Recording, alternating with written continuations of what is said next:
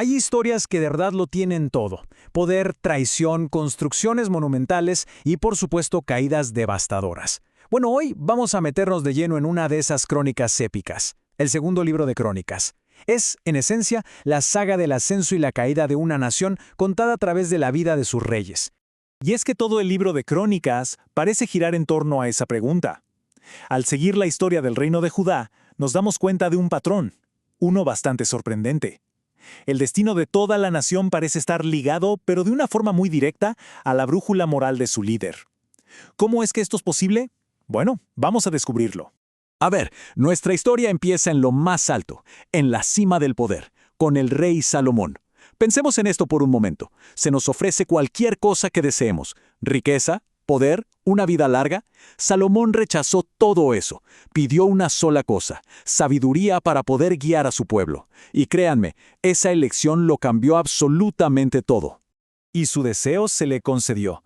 Con una sabiduría que se describe como divina, Salomón se lanzó a una misión que no tenía precedentes: construir una especie de punto de encuentro entre el cielo y la tierra, un templo, pero uno magnífico, en el corazón de Jerusalén, para albergar la presencia misma de Dios.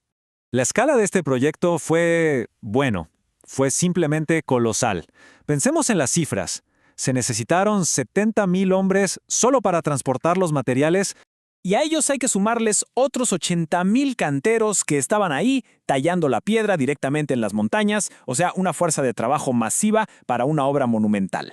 Y ojo, que la calidad de los materiales era tan impresionante como la escala. Aquí no se escatimó en gastos. Estamos hablando del oro más puro que se puedan imaginar, maderas exóticas de cedro traídas del Líbano, bronce pulido, joyas preciosas.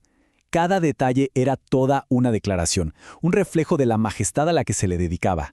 Ahora, con la dedicación del templo, llegó una promesa divina, sí, pero también una advertencia que de verdad pone los pelos de punta.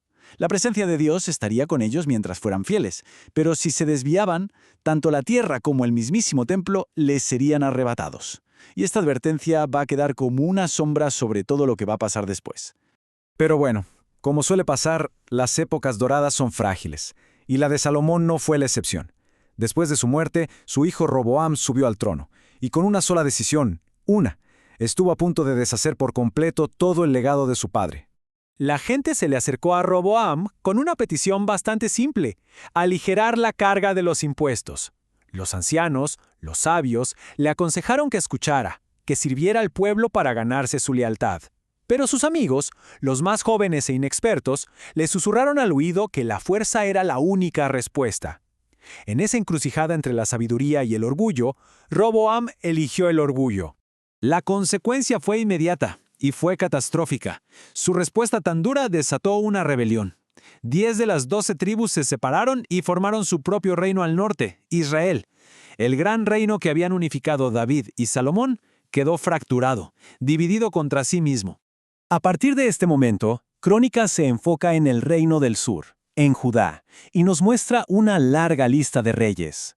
Y muy rápido empieza a surgir un patrón clarísimo, casi como un latido. Cuando el rey era fiel, la nación prosperaba. Cuando el rey se desviaba, la nación sufría. Así de simple. Y este patrón no puede ser más claro que si comparamos a dos reyes que son como el día y la noche. Por un lado, Acaz, un rey infiel.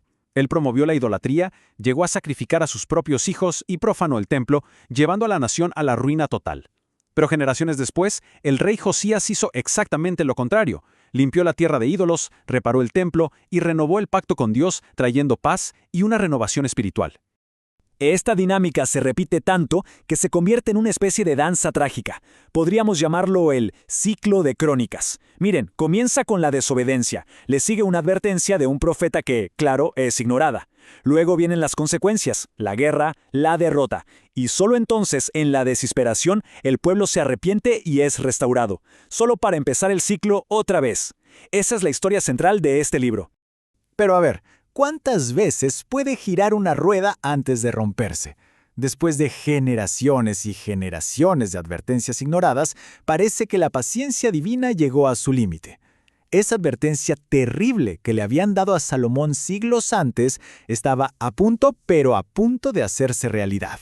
Es que el pueblo y sus líderes llegaron a un punto en el que ya no solo ignoraban a los profetas, se burlaban de ellos, despreciaron los mensajes de advertencia de forma activa y con eso sellaron su propio destino.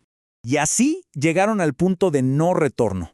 La crónica lo dice con una frase que de verdad hiela la sangre. Ya no hubo remedio. El juicio ya no era una posibilidad, era una certeza. Cuando el ejército de Babilonia finalmente llegó, la destrucción fue absoluta, total. El templo de Salomón, esa maravilla del mundo antiguo que era el corazón de su fe, ardió hasta los cimientos. Y los muros de Jerusalén, su orgullo y su protección, se vinieron abajo. Todo, absolutamente todo lo que tenía valor, cada tesoro cultural y religioso, fue saqueado o destruido. Fue, sin más, el final catastrófico de toda una era. Los que sobrevivieron fueron encadenados y obligados a marchar al exilio en Babilonia. Para ellos, esto no era solo una derrota militar, parecía el fin de todo, la extinción de la promesa de Dios. Y estuvieron exiliados durante 70 años, un periodo que de hecho ya había predicho el profeta Jeremías. Era un tiempo para que la tierra que habían profanado pudiera por fin descansar. Y justo ahí, en el momento más oscuro, el libro termina con un rayo de esperanza que nadie se esperaba. Décadas después, el imperio persa conquista Babilonia, y su rey Ciro emite un decreto increíble. No solo libera a los exiliados, sino que les ordena regresar y reconstruir el templo. La historia no termina en cenizas, sino con la promesa de un nuevo comienzo. Y nos deja con una pregunta que resuena a través del tiempo. ¿Qué se necesita no solo para construir una nación, sino para reconstruirla desde la ruina? La crónica sugiere que la respuesta, una vez más, empieza con un liderazgo que sabe mirar hacia arriba.